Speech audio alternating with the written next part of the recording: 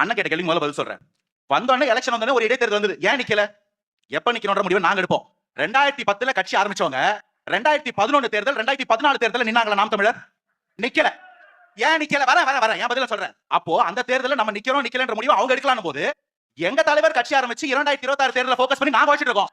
நாங்க எங்க நிக்கணும், எங்க நடக்கணும், எங்க போகணும்னு முடிவு பண்ற உரிமை மத்தவங்க கிடையாது. எங்க பார்ட்டியோட சாவர்னிட்டி அது. பாயிண்ட் 1. அப்படியே இருந்தாலும் 2025 வந்த இடைத்தேர்தல்ல நாங்க அவங்களுக்கு ஓட்டு போடுங்க அது மலரும், இவங்களுக்கு ஓட்டு போடுங்க இது மலரும் சொல்லல. எங்க ஆளுங்களை ஜனநாயகம் எங்க வேலையை பார்க்க விட்டோம்.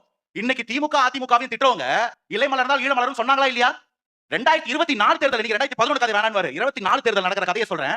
ராமநாதபுரத்தில் ஐயா மோடி அவர்கள் கேண்டிடேட்டா வந்தா நாம் தமிழர் கேண்டிடேட்டே போடாது, அதிமுக மட்டுமே நின்னு நெத்தி நிக்கட்டும், மோட்டு பிஜேபி போயிடக்கூடாது, அதனால திமுக சப்போர்ட் பண்ணுன்னு சொல்லியிருக்காரு சீமானன். இது என்ன அரசியல்? ப்ரூஃப் இருக்கு.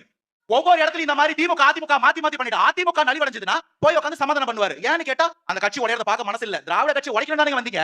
நீங்க ஏன் போய் பூசி